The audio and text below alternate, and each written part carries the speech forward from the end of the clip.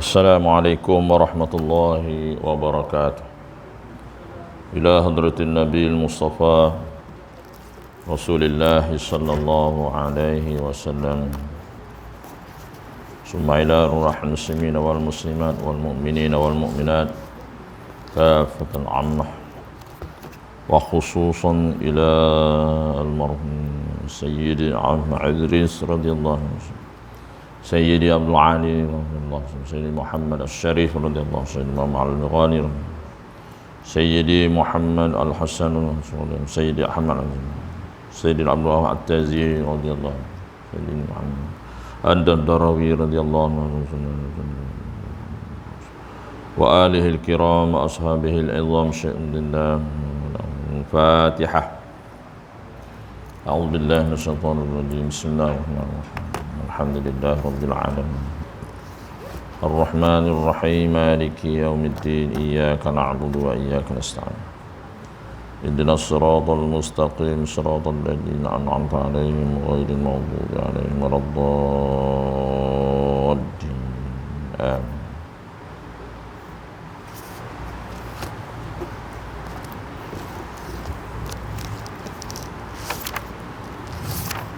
أعوذ بالله من الشيطان الرجيم. بسم الله الرحمن الرحيم. بسم الله ما شاء الله لا يسوق الخير إلا الله. بسم الله ما شاء الله لا يصرف السوء إلا الله. بسم الله ما شاء الله لا يأتي بالحسنة إلا الله. بسم الله ما شاء الله ما كان من نعمة فمن الله. بسم الله ما شاء الله لا حول ولا قوة إلا بالله. الحمد لله الحمد لله الذي هدانا لهذا وما كنا لنهتدي لولا أن هدانا الله.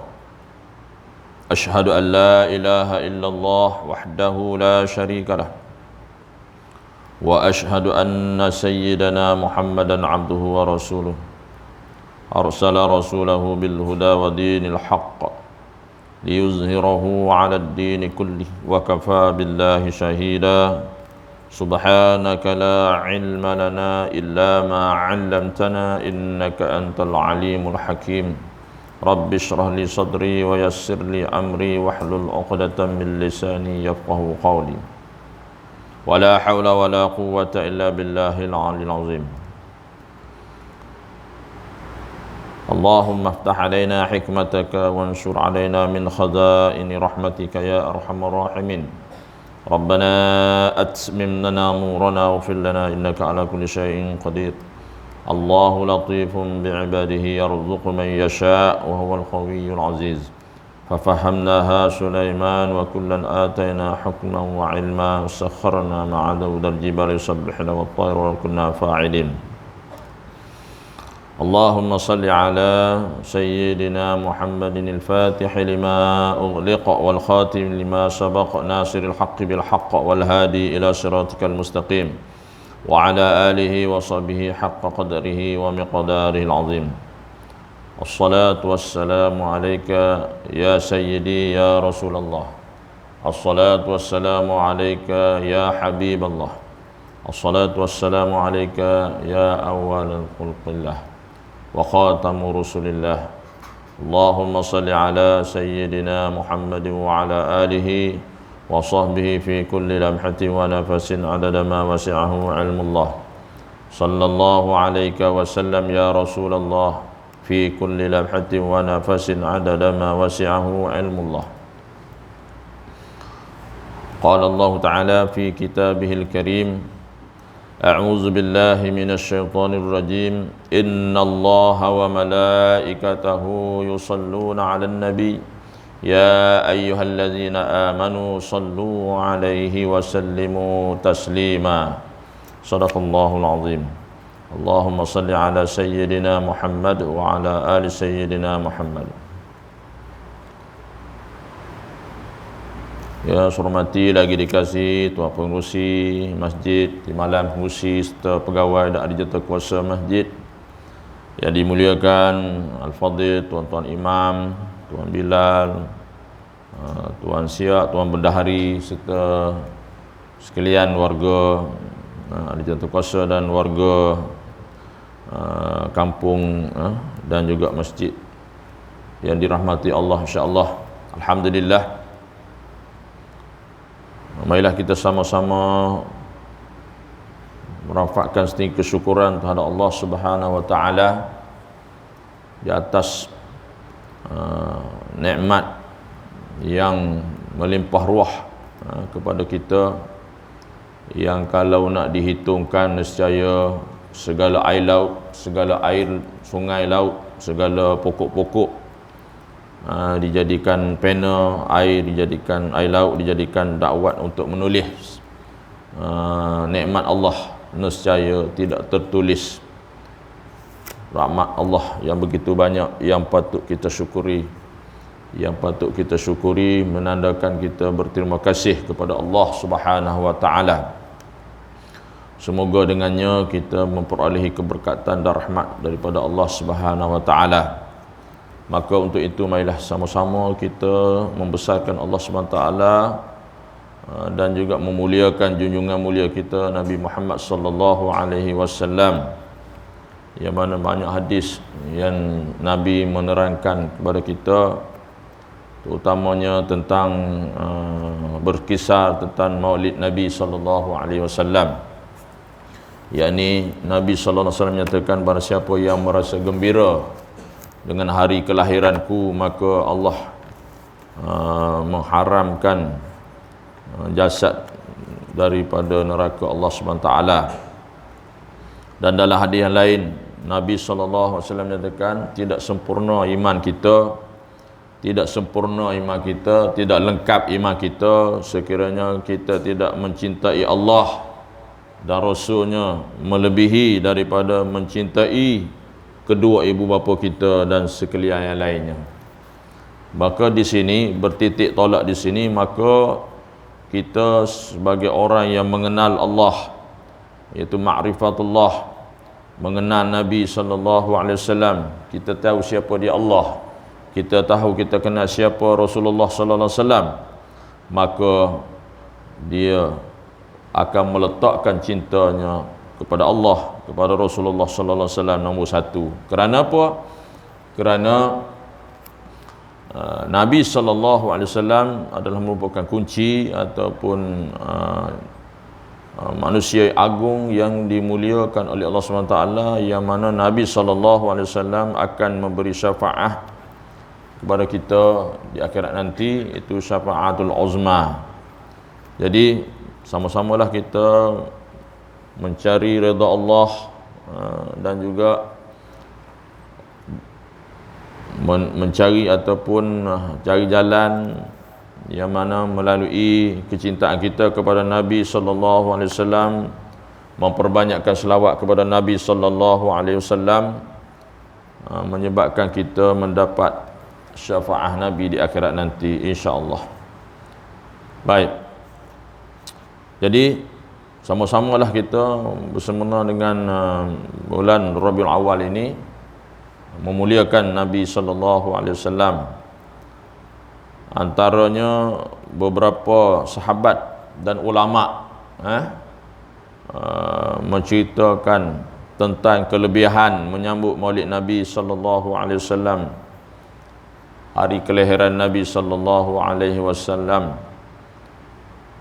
Maka dikatakan seluruh dunia menyambut hari kebesaran ini, kerana tidak ada hari yang besar, tidak ada perayaan yang paling besar, yang paling mulia kecuali menyambut hari kelahiran Nabi sallallahu alaihi wasallam. Namun ada ujian, ada cabaran daripada setengah-setengah sahabat kita, yang mana kita mengajak semua ummah, mengajak masyarakat yang kata mengaku umat Nabi Muhammad sallallahu alaihi wasallam, untuk kita mendekatkan diri kita kepada Allah Subhanahu taala, untuk mendekatkan diri kita mencintai Rasulullah sallallahu alaihi wasallam dengan menyambut Maulid Nabi, berzanji, berselawat, berqasidah dan sebagainya. Itulah sebenarnya pandangan jumhur ulama, majoriti ulama untuk mendekatkan kita kepada Allah dan mencintai Rasulullah sallallahu alaihi wasallam. Walau bagaimanapun ada tentangan, ada ujian daripada musuh-musuh Islam itu sendiri, yang mana mereka mendakwa mereka lah memegang sunnah. Sebenarnya mereka tidak memegang sunnah, malah mereka menghalang kita daripada memuliakan, menyambut maulid Nabi, membuat alasan-alasan yang tidak konkret, yang tidak munasabah, yang mengatakan bid'ah menyambut maulid Nabi, Nabi tak buat. Persoalannya, adakah yang kita buat, yang Nabi tak buat, adakah itu merupakan bid'ah yang sesat? Jadi bertembung lah. Kita nak dekat dengan Nabi. Ada satu kumpulan juga dengan alasan ikut Quran dan Sunnah, apa yang Nabi tak buat kita buat, bid'ah. Akhirnya ada yang terpengaruh dengan dakwah mereka ini, menyebabkan tak buat maulid Nabi. Apa yang lebih malang lagi, ada juga asatizah mereka mengatakan bahawa Malaysia dan Indonesia sahaja menyambut maulid Nabi. Ini satu fitnah yang besar. Sedangkan kat Yaman, Hadramaut, kat Mekah, kat Madinah sambut maulid Nabi. Mereka mendakwa Malaysia dengan Indonesia sahaja yang menyambut maulid Nabi. Allahu Akbar. Tak tahulah kejahilan apa yang bala apa yang menipu mereka sehingga mana menghalang kita menyambut maulid Nabi sallallahu alaihi wasallam. Jadi sebenarnya orang yang bercakap kita sebenarnya orang yang jahil, orang yang tak sampai, orang yang tak ada ilmu. Ataupun dia ada ilmu tapi ilmu hala tuju yang satu hala sahaja, mengikut pandangan mereka dan ulama mereka sahaja. Tidak menerima pendapat yang lain, majoriti ulama. Baik. Apa kita? Baik, kita tengok apa kata Sayyidina Abu Bakar tentang menyambut maulid Nabi. Sayyidina Abu Bakar As-Siddiq radhiyallahu anhu menyatakan, barang siapa yang menafkahkan satu dirham, mana mengeluarkan duit lah kalau kita belanja lah, RM lah, untuk diadakan atau untuk majlis maulid Nabi, membaca maulid Nabi, cerita tentang kelahiran Nabi, kisah-kisah Nabi, maka dia akan menjadi temanku di dalam syurga. Sebab itulah kata Syekh kami, Syekh Fuad, dia kata sekurang-kurangnya kita ada di dalam rumah kita kitab para ulama, dan juga kitab cerita tentang Nabi kita sallallahu alaihi wasallam, terutamanya kitab Syama'il Muhammadiyah, kesempurnaan Nabi kita sallallahu alaihi wasallam. Sekurangnya ada kitab. Tapi masalahnya kita, dia kata buatlah almari cantik-cantik, diletakkan Al-Quran. Dia kata pegangan kami Al-Quran dan Sunnah, dan letaklah di almari yang cantik-cantik itu dengan kitab-kitab para ulama. Hiasilah rumah-rumah dengan ayat Quran, baca Quran, ataupun gambar para ahli ulama, maka rumah itu akan ada ruh Islam. Tapi yang peliknya hari ini tuan-tuan, almari diletaknya pinggan-pinggan, akorok, hutang tak lepas lagi, kutu. Contoh tu orang perempuan punya kerja lah kan. Dia letaknya almari cantik-cantik, almari jati, apa dalam tu, semua rumah saya pun samalah. Letak pinggan apa, akoroknya, akopanya, yang kita minum hari-hari, pinggan plastik, gelas plastik, pinggan kaca, yang sopeh dah. Kalau basuh silap gosok, luka tangan. Tetapi bila orang datang rumah, angkat pinggan alkopah dalam almari kayu jati tadi, mana untung tetamu makan pinggan baru. Yang kita panggil pinggan buruk, bukan tempat ni lah, tempat lain, Afrika Selatan. Kan? Kata kat sini marah pula. Begitulah. Begitulah kebanyakannya. Allahu Akbar. Untung tetamu pergi jaya sekali. Makan pinggan cantik. Oh, cantiknya pinggan. Lepas-lepas tetamu balik, basuh-basuh lak kering-kering, layout dalam mari pula. Yang kita panggil pinggan tu lah sampai ke mati. Allahu Akbar. Sepatutnya kata Syekh Fuad, hidang dalam mari tu letaklah kitab-kitab ulama, kitab-kitab yang muktabarah. Semoga berkat rumah tu. Kalau kita mati pun anak cucu baca, kita dapat pahala. Baik, apa kata Syekh Fuad tadi? Maknanya orang yang menyambut maulid Nabi ni menjadi temanku dalam syurga, kata Abu Bakar. Ini sahabat Nabi yang jamin syurga. Kata Sayyidina Umar Al-Khattab, barang siapa yang membesarkan hari kelahiran Nabi sallallahu alaihi wasallam, maka sesungguhnya dia telah menghidupkan Islam. Samalah kutubah semalam kan, cinta dunia ke cinta akhirat. Kutubah semalam cinta tentang kenabian, kutubah Jumaat semalam baik. Sama juga Sayyidina Umar kata, mana kita menyambut Maulid Nabi sudah menghidupkan syiar Islam. Ada beberapa negeri yang beri cuti sempena Maulid Nabi, ada program Maulid Nabi, ceramah Maulid pada hari 12 Rabiul Awal. Ada orang pergi majlis Maulid Nabi, tapi ada juga orang cuti sungguh tidur. Ada juga pergi berkelah kat pantai-pantai, mendedahkan orak dan sebagainya, menyambut Maulid Nabi kat pantai. Allahu Akbar. Tu bukan sini, nak tempat lain. Okay? Baik, telah berkata Sayyidina Uthman Ibn Affan radhiyallahu anhu, barang siapa yang menafkahkan, membelanjakan dirham, duit untuk diadakan majlis Maulid Nabi sallallahu alaihi wasallam, maka seseolah dia menyaksikan peperangan Badar dan Hunain.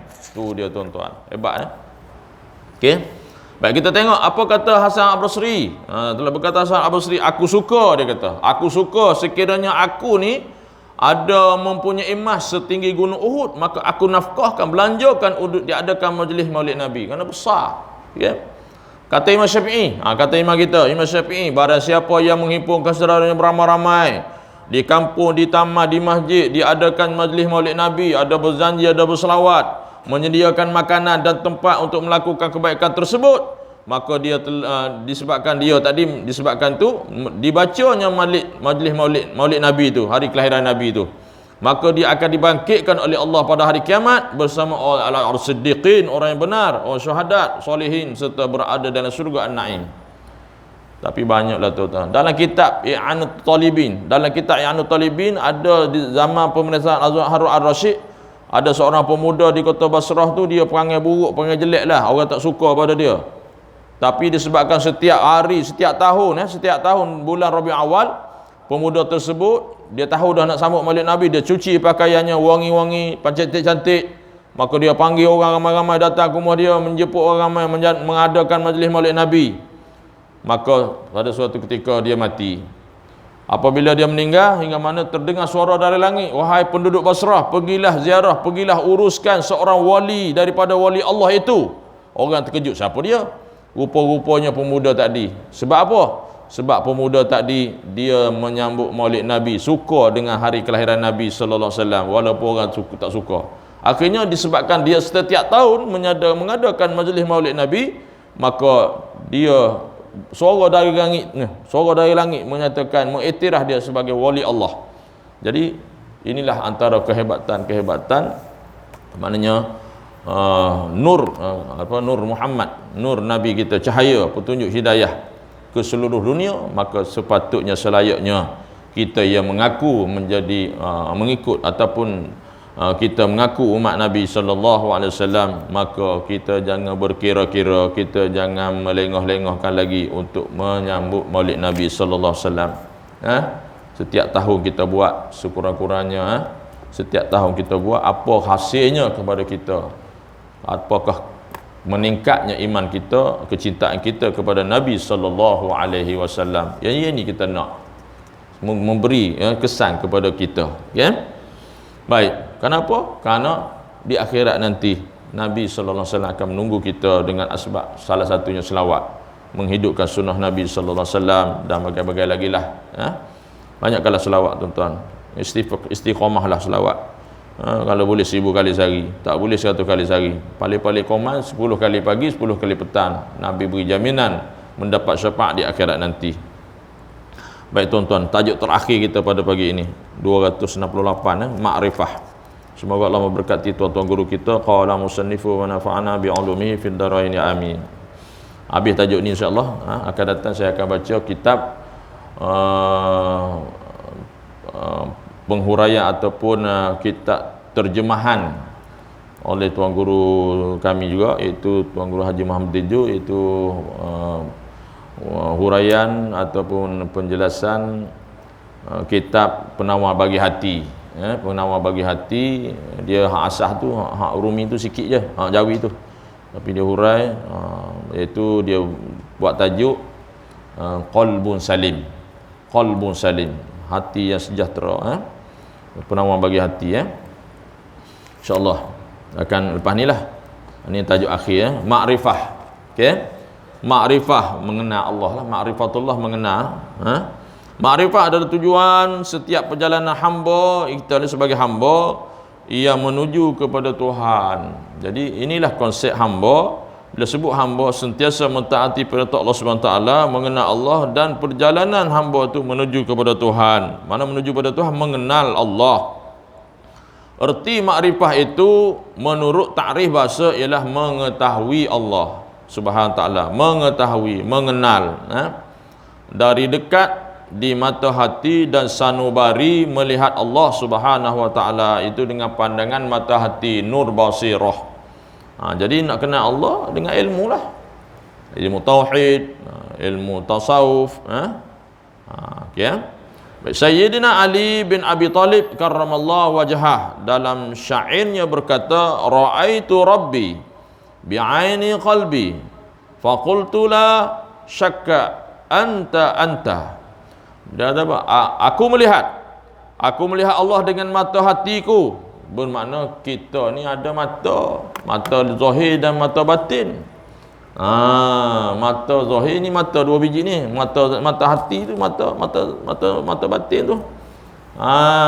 Mana pentinglah hati tu nak mengenal Allah. Okey.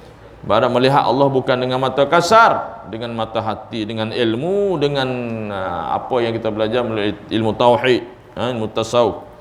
Dengan mata hati dia kata, aku melihat Allah dengan mata hatiku, maknanya atas sebut mana iman kita dalam hati kita, i'tiqad, musyahadah. Dan aku pun berkata, tidak syak lagi yang engkau itu adalah engkau Tuhan. Mana mengenal sungguh dengan mata, yakin dengan hati. Okay. Imam Al-Ghazali memberikan erti ma'rifah sebagaimana berikut. Kata Imam Al-Ghazali, al-ma'rifatul ittila'u ala asrarir rububiyyah wal ilmu bitarattubil umuril ila huyatil muhitati bikullil mawjudat. Apa dia kata? Makrifah. Maksud dia apa? Makrifah ialah mengetahui rahsia-rahsia Allah. Secara rahsia. Sir, rahsia secara kerohanian, kebatinan, dan mengetahui peraturan-peraturan Tuhan tentang segala yang ada. Jadi sinilah kalau kita melihat makhluk, melihat sesuatu, jadi di situ bukan setakat habis setakat mata kasar melihat Allah secara zahir. Secara zahir maknanya kita lihat, maknanya melihat makhluk, lihat bumi, lihat pokok, nampak Allah. Maksudnya kita gunakan mata kita tu untuk melihat alam, maka di dalam hati menzahirkan kebesaran Allah Subhanahu Wa Taala. Maka tidak adalah wujudnya diri kita, tidak adalah wujudnya makhluk. Yang sebenar wujud ialah Allah. Allah lah yang mewujudkan kita, Allah lah yang mewujudkan makhluk, menjadikan makhluk. Yang mewujud yang sebenarnya ialah Allah. Itu dikatakan makrifah. Ya. Jangan kita melihat makhluk, nampak makhluk aja. Allah tak nampak. Okay? Tak sampai lah tu. Bermakna tak sampai. Gitu. Perumpamaan mana orang yang mengenal ni, nak bagi contoh tuan-tuan. Contohlah orang nak mengenal. Contoh kalau kita tengok dunia kan tuan-tuan. Kita pergi dunia ni, mana orang cerita sesuatu tempat tu, kita tak pernah pergi. Jadi kita tidak boleh gambarkan. Pasal apa? Pasal kita tak kenal tempat tu. Kita tak pergi tempat tu. Contoh mana nak kata? Contoh Kelantan contohnya, Pasar Siti Khadijah contoh. Orang cerita Pasar Siti Khadijah gini, barangnya, kuihnya, barang murah. Kita nganga. Pasal apa kita nganga? Kita hanggut tapi hanggut tak faham. Pasal apa? Pasal kita tak pergi ke pasar tu. Kita tak kenal Pasar Khadijah tu, dengar cerita saja. Jadi dua kumpulan. Ada kumpulan ni yang pernah sampai. Orang cerita pasal Siti Khadijah gini. Kita dah kenal, kita tahu berapa tingkat, berapa mana. Kita dah boleh bayang kepikiran kita, pasal Khadijah. Dah ada set dalam kepala kita. Sebab apa? Sebab kita ingat, sebab kita dah pergi, kita tahu, kita kenal. Begitulah perumpamaannya, kita buat perbandingan bagaimana kita mengenal Allah Subhanahu Wa Taala. Hanya alif, orang yang arif billah, yang mengenal Allah ni bukan kuasa kita. Itu dengan keizinan Allah Subhanahu Wa Taala. Melalui jalan apa? Melalui jalan ilmu yang kita pelajari. Ni Allah beri kita kenal. Jadi kena belajarlah. Nak kenal Allah bukan boleh mari sendiri. Begitulah perumpamaannya. Yang mana kenal, kita kenal. Okey. Seumpama anak lah, seumpama anak-anak kita sudah pasti dia kenal bapak dia. Dia kenal mak dia macam mana. Kalau cerita kepada orang lain tak tahu. Okey. Yang mengenal saja yang dapat. Sama lah. Baik. Kemudian Imam Al-Ghazali menambah lagi, dia kata al-ma'rifatun nazaru ila wajhillahi ta'ala. Ma'rifah ialah memandang kepada wajah Allah Subhanahu Wa Ta'ala. Wajah ni bukan muka, tuan-tuan. Antara wajah ni rahmat Allah Subhanahu Wa Ta'ala, kekuasaan Allah Subhanahu Wa Ta'ala, perlindungan Allah Subhanahu Wa Ta'ala, rahmat Allah Subhanahu Wa Ta'ala. Dia ayat ni yang mutasyabihat. Wajah, kalau kita kata wajah muka ni, muka kita tengok orang, maknanya memandang dengan mata kita tengok. Mana kalau kita kata kepada wajhillah, wajah Allah itu bukan muka, iaitu rahmat Allah SWT. Maknanya ke mana-mana kita pergi, kita tetap menghadap Allah.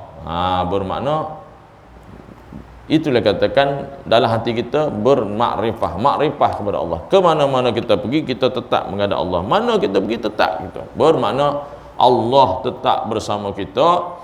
Maknanya bukan tempat, Allah tidak bertempat. Maknanya seluruh tempat yang kita pergi ni adalah di bawah pentadbiran Allah Subhanahu Wa Taala. Maka mustahil Allah tidak tahu. Mana kita pergi mana? Sembunyilah kita kat mana, dalam gua sekalipun Allah tetap melihat. Ini katakan maqam ihsan. Ihsan. Mana-mana kita pergi, apa yang kerja, apa yang kita buat, kita letak dalam diri kita, hati kita, Allah tetap melihat kita. Dan Allah memerintahkan malaikat mencatat apa yang kita buat. Ingat. Inilah kata makna makrifah ni. Bila memandang macam tu, hati memandang Allah SWT, makrifatullah, maka tak beranilah kita melakukan maksiat. Tetapi walau orang yang macam mana sekalipun, kalau tak kenal Tuhan, orang tak kenal Tuhan, letaklah CCTV kat masjid 10 ke, kat pantai 10, 20 CCTV, orang tetap buat melanggar juga. Pasal apa? Pasal dia tidak ada iman. Dia tak tahu CCTV Allah. Ya, dia tahu CCTV makhluk ya. Dia tahu CCTV makhluk kat masjid ni ada berapa. Mungkin dia buat depan CCTV dia takut, mungkin belakang CCTV tempat-tempat lain dia buat maksiat, dia curi dan sebagainya. Itu dia melindung diri daripada CCTV dunia. Tetapi kalau orang yang kenal Allah, letaklah CCTV berapa ratus pun, walaupun dia sembunyi di balik CCTV tersebut, maka dia yakin bahawa tidak ada yang tersembunyi bagi aku. Allah tetap melihat, dan Allah melihat, dan Allah memerintahkan malaikat mencatat apa yang kita buat. Ini dikatakan ihsan. Ini kata makrifah. Jadi nak masuk iman macam itulah makrifat tu. Batu itulah sebenarnya yang kena Allah. CCTV Allah, CCTV makhluk, mana lebih hebat, mana lebih hebat? Ini dikatakan orang kena Allah.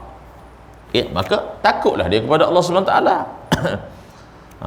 CCTV dunia ni untuk undang-undang dunia mungkin kita lepas, mungkin kita kena, tapi undang-undang akhirat, CCTV Allah ditayang di akhirat nanti. Malaikat yang cukup taat pada Allah SWT akan membentangkan, akan mencatatkan, dibentangkan di hari kiamat nanti di hadapan Allah SWT. Tidak ada satu pun yang tertinggal. Ini kita katakan makrifah ni. Baik, dalam risalah Khusairiyah, Imam Khusairi menyebutkan al-ma'rifatu hiyal ghaibatu 'anil ghairiyah bisyuhudi al-hadiyah. Mana makrifah itu lenyap, makrifah mengenal itu lenyap daripada segala yang lain pada ketika nampaknya yang Maha Esa. Nampak tak tuan-tuan? Bila kita mengenal Allah, nampak Allah SWT, maka tidak ada lagi dah nampak benda lain. Sebab tu kata ulama, kalau kita tengok masjid, kita tengok orang, kita tengok, tak kira lah orang tu besar ke kecil ke, hebatnya makhluk, tak nampak hebat, tak nampak dah. Ya, dia nampak Allah. Dia dikatakan fana kita ni, fana, hilang. Kita dah belajar bab fana itu kan. Tak ada lah. Bermakna tengok apa pun nampak Allah. Tengok kipas, nampak Allah. Tengok lampu, nampak Allah. Tengok sungai, nampak Allah. Tengok laut, nampak Allah. Tengok segala makhluk, nampak Allah. Pasal apa? Pasal nanti dia katakan tajalli, tajliyah, nampak Allah, nampak kebesaran Allah. Bermakna makhluk itu tenggelamlah di dalam kekuasaan Allah SWT yang kita nampak. Itu maksudnya. Nah, kenal. Itu yang kata kenal tu. Tak ada dah makhluk nampak Allah. Ini adalah orang yang dipilih oleh Allah SWT. Okey.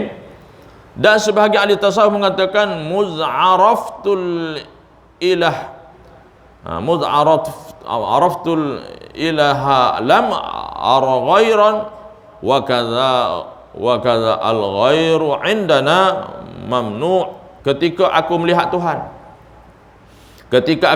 Tuhan, ahli tasawuf ni, ahli sufi, ahli tasawuf orang bersih lah, bersih hati. Itu tasawuf dia panggil, menyucikan hati, suci. Orang hati suci, bersih. Bila hati bersih, hilang, tak ada karat-karat dosa dalam hati, maka barulah dia boleh melihat Allah. Kalau dosa banyak dalam hati, buruk sangka, riak, sangka macam-macam dosa, macam mana nak terlihatnya Allah SWT? Mustahil. Gelap, hati gelap. Cermin tak ada, gelap. Nak cermin kot mana? Gelap. Ketika aku melihat Tuhan, ini kata ahli tasawuf, melihat macam mana? Dengan mata hati. Tidaklah melihat yang lain, demikianlah yang lain di sisi kami tidak ada lagi dibolehkan. Tak ada. Hilang. Jadi pengertian makrifah yang sebenarnya adalah hubungan hamba dengan Tuhan. Ini secara rahsia, secara kerohanian, yang mana ia merupakan intipati kepada ibadah yang diperintahkan kepada hambanya untuk melakukannya. Antaranya dia kata apa? Ihsan. Kita belajar dulu ihsan. Anta'budallaha ka'annaka tarahu fa illam takun tarahu yaraka. Apabila kamu beribadat menyembah Allah, contohnya semayang, apabila kamu menyembah Allah semayang, maka yakinlah bahawa kamu melihat Allah. Dan kalau tak boleh demikian, yakinlah dalam hati bahawa Allah melihat. Ini katakan makrifah. Puncak ibadah kita. Iman, rukun agama kan? Iman, Islam dan ihsan. Mesti ada ihsan. Kalau kita nak perincikan iman, tauhid. Islam tu, Islam tu 5 perkara tu kan. Amal ibadat kita tu baik dengan fiqh dan juga ihsan, tasawuf. Makrifah menurut Imam Ghazali adalah perintah yang tertinggi dalam pencapaian tasawuf. Okey. Pengetahuan yang diperoleh daripada alam makrifah lebih tinggi mutu dan hikmatnya daripada yang diperoleh dengan akal. Tinggi. Seorang sufi yang memperoleh ilmu daripada makrifahnya akan terbuka baginya rahsia-rahsia ketuhanan dan semakin dia dekat dengan Allah SWT. Sebab tu kita kata bahasa tak sama ni. Bahasa orang, bahasa syariat lain, bahasa tariqat lain, bahasa hakikat lain, bahasa makrifah lain, ada 4 tahap tu. Takkan kita duk main apa syariatnya, tariqat pun tak ada, hakikat pun tak ada, makrifat lagi. Makrifat ni dia akan datang sendiri, datang sendiri melalui kita syariat, kita jaga belajar syariat. Tariqat ada jalan menuju Allah SWT. Mana hakikat dan makrifah ni akan datang, Allah yang beri. Baik, ini duk kelang kabut duk belajar apa? Ilmu makrifah. Kadang-kadang yang cakap makrifah tu tengok dengan akhlaknya, bila kita cakap Jangan tengok zahir. Dan masalahnya tu selekeh sangat cerita bab makrifah kan. Nak tunjuk terlebih tasawuf sangat kan, terlebih sufi sangat sampai diri pun tak terurus. Tak boleh juga. Kebersihan barengan daripada iman kan. Contoh, kita bukan nak hina dak. Kalau kita nampak orang yang macam orang gila, nampak yang gila sebenarnya dia bersih. Nampak gila tapi dia gila dengan Allah, bukan gila dengan makhluk. Ini yang kata kenal Allah sebenarnya. Kita memandang zahirnya kata gila, tapi kita tengok dia, oi, hebat daripada cakap dia, daripada ibadat dia. Itu. Okey. Jadi nak cerita tentang makrifah. Syariat tak tahu ke mana hala. Ada tuan-tuan, ada nak cerita tentang makrifah tapi semayang. Pasal apa tak pergi semayang masjid? Oh, dia kata yang pergi semayang masjid itu tak kenal Tuhan. Saya ni ilmu makrifah kenal Tuhan. Kok mana tu? Itu bukan makrifat tu. Itu maklipat. Senang cakap. Dia kata pergi semayang masjid tu tak kenal Tuhan. Itu semayang masjid tu semua kulit ni. Yang dia ni isi ni. Pasal apa tak pergi Jumaat? Tak payah Jumaat. Kami orang makrifat tak semayang kat sini, semayang kat Mekah. Itu bukan makrifat tu, maklipat. Habis je lipatnya.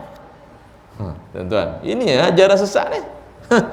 Maklipat. Syariat tak ke mana hala, tarikat tak ke mana hala, hakikat tak ke mana hala, tiba-tiba makrifah. Naik atas, turun lagi, terjun situ ke bawah. Mampu. Itu kata Tuan Guru almarhum Tuan Guru Haji Saleh Musa. Okay? Bukan kita nak mempertikaikan ilmu makrifat tu, ada. Tapi ada jalan dia. Terus naik makrifat terus. Makrifat bukanlah hasil pemikiran manusia. Dia tak daripada pemikiran, tetapi bergantung kepada kurniaan Allah SWT kepada hamba-hamba jadi kehendakinya. Jadi ilmu makrifat ni tak payah belajar sebenarnya. Dia datang sendiri melalui ilmu-ilmu yang kita belajar ni, asas ni. Kurniaan daripada Allah SWT, bukan pemikiran. Datangnya makrifat itu kerana adanya kesungguhan mujahadah dan muraqabah. Mujahadah dengan Allah, muraqabah. Tu, taat kita, menyisian diri, tahalli, tajalli tu. Pengabdian diri seorang hamba total kepada Tuhannya. Untuk abang ibadat tinggi, maka akan datanglah makrifat hakikat tu. Tak ada cari. Zainul Misri, Zainul Asli Misri pernah ditanya, apakah tujuan tuan mencapai makrifah? Jawabnya, aku mencapai makrifah dengan kurniaan daripada Tuhanku. Dan jikalau bukan kurnia daripada Tuhanku, maka aku pun tidak memperoleh makrifah. Jelas mana makrifat ni ialah pemberian Allah SWT kepada orang dipilih. Jadi macam mana? Suci hati kita lah. Baik, habis nak berhabis sikit. Berkata Syekh Asy-Syatibi, adapun ciri-ciri ahlul makrifah itu ialah hatinya bagaikan cermin. Nanti saya kata tadi, cermin. Yang dapat terlihat dalamnya hal-hal yang gaib daripada selainnya. Siapa bagi? Allah. Dan sinar hatinya tiada lain kecuali nurul iman dan nurul yakin. Iman, yakin pada Allah. Maka atas sekadar kekuatan imannya, maka bersinarlah nur hatinya. Dan di atas kadar kekuatan sinar nur hatinya, dapatlah dia bermusyawarah dengan hakul ta'ala, dengan benar-benar hak kepada Allah SWT. Maknanya hubungan kita secara rohani kita macam mana? Adakah dalam hati kita buruk sangka dengan Allah, buruk sangka dengan Allah? Itu tak boleh, itu cermin yang buruk. Bila cermin yang buruk, akan datang yang buruk. Allah tak akan buka hijab. Maka atas kadar musyahadah, dapatlah dia makrifah dengan asma Allah, dengan nama Allah dan sifatullah, sifat Allah. Dan atas kadar kekuatan makrifatullah, mengenal Allah dengan sebenar-benarnya, itu dengan kedua-duanya itu dapat asma Allah dan sifatullah, maka dapatlah dia mencapai makrifah zatullah yang maha agung. Sampailah kepada makrifah mengenal Allah yang maha agung. Itu semua Allah buka. Bila Allah nak kita melalui jalan musyahadah, kita belajar, kita kena syariat, kita dah jaga apa semua, okey, maka secara kerohanian tak kira lah ambil tarikat ke tak ambil tarikat, amal zikir-zikir tertentu, doa-doa tertentu, maka Allah pilih kita kenal. Allah buka hijab, kenal. Ni dia pilih oleh Allah SWT, ya. Bukan atas mai fikiran-fikiran, mai agak-agak ya. Atas kadar kekuatan makrifat zatullah, maka si hamba mencapai sebagai insanul kamil, itu makam baqa. Atas habis itu kenal lah. Atas kadar kekuatan sifat sempurnanya, maka ia tenggelamlah ke dalam sifat kesempurnaan Allah SWT dan mencapai makam hakikat ketuhanan. Bila dia mencapai hakikat ketuhanan, tuan-tuan, mana tidak ada lagi lah. Tak ada dah, dia tak nampak diri dia dah. Dia tak nampak diri dia dah, tak nampak makhluk yang dia nampak Allah. Tu orang panggil, orang kata gila. Tak apa dia gila, sebab dia gila kepada Allah, gila kenal Allah. Hak gila sebenarnya, hak gila kepada makhluk ni, gila dunia tu sebenarnya gila. Tuan-tuan. Okey. Maka pada tahap ini keakuan akan lenyap dan wujud dalam wujud Allah SWT semata-mata. Dia cakap aku tu bukan aku dah. Dia cakap aku ni, tapi dalam hati dia bukan aku dah. Allah milik aku tu. Sampai macam tu. Aku tak ada sebut yang mulut aku, tapi aku sebenarnya milik Allah. Tak ada dah aku. Yang sebenarnya Allah. Aku ni hak Allah. Nampak? Dia katakan aku Allah. Aku ni hak Allah. Akal tidak lagi berfungsi melainkan ia dipimpin secara terus oleh Allah SWT yang Maha Agung. Orang yang bersih ni dia dapat makrifah, maka dia jaga oleh Allah SWT seperti mana Nabi, tuan-tuan, zahir dan batin selamat daripada dosa. Dan ketika itu si hamba akan memperoleh tajalli ketuhanan. Tajalli Allah menzahirkan kebesaran Allah SWT dalam hati, dan perasaan lazat, dan tidak pernah dirasai oleh manusia yang tidak menempuhi jalan ini. Lazat, sama tuan-tuan. Macam kita sihat, tuan-tuan, kita sihat, kita minum teh tarik rasa sedap kan? Sedap teh tarik ni, lemak berkrim. Kan, kita rasa lazat tu. Macam mana lazat tu, zat tu tak boleh nak cerita.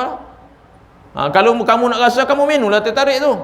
Dia minum, betul lah. Kalau setakat cakap saja tak rasa teh tarik tu, maka dia kata orang tu dia minum teh tarik tu, dia rasa lazat, sedap, lemak berkrim, susu FMN contoh, sedap. Dia cerita kepada orang tak minum teh tarik, agak-agak orang teh tarik tadi kata sedap tak? Tak sedap lah, bila dia tak minum, dia tak rasa. Begitulah bagaimana kita dengan Allah SWT. Kalau dia cerita sekalipun, kita kata dia berbohong, sebab dia tak minum teh tarik. Dia cerita kat orang tahu sedap teh tarik, kata saya ada bohong, tak minum teh tarik pun. Boleh nampak tak perbandingan ni? Kita boleh cerita sedap, sedap, lemak berkering, minum rasa sedapnya, lemaknya, memang kau sungguh sedap. Sebab apa? Sebab kita merasai teh tarik itu. Zat tu tak boleh nak cerita. Zat teh tarik tu ke mana? Adakah dekat di misai kita? Adakah di mulut kita? Adakah di bibir cawan? Bermakna seluruh jalan cawan teh tarik tu kita minum rasa lazat. Bagaimana kita dengan Allah SWT? Macam itulah. Kalau orang tak merasai teh tarik, jangan nak cerita. Kalau cerita pun bohong, tak boleh percaya, sebab dia tak minum teh tarik, dia tidak merasainya. Boleh faham, tuan-tuan? Ni tinggi dah ni ilmu ni. Okay? Nampak tak? Dia merasainya. Kan? Macam orang kahwin lah, orang kata lazat sedap kahwin ni bersama dengan isteri sedap ni. Orang yang tak pernah rasai, anggap bohong je. Dia tak boleh cerita. Contoh, tuan-tuan, nak tahu sedap tak sedap, kahwin lah. Itu dia kata, kalau aku tahu macam ni, aku kahwin dulu, rupanya sedap kahwin ni. Silap aku kahwin umur 30 tahun. Kalau aku tahu, aku kahwin umur 15, sebab dia merasai lazat tu. Betul tak? Itu contoh. Bukan nak mengarut ni, nak cerita.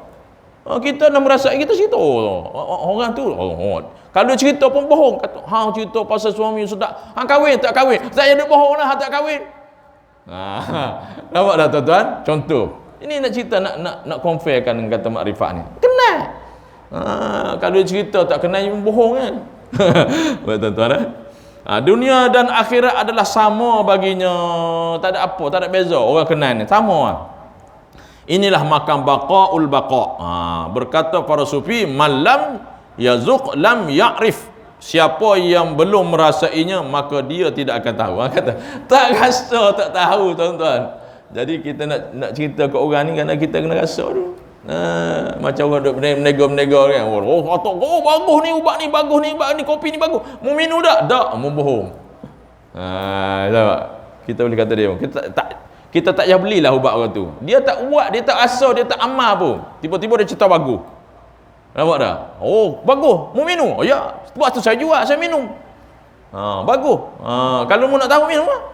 Kan? Di camping kamu minum tak? Mu rasa? Saya jual ya. Bohong lah. Macam mana orang nak beli? Contoh, tuan-tuan.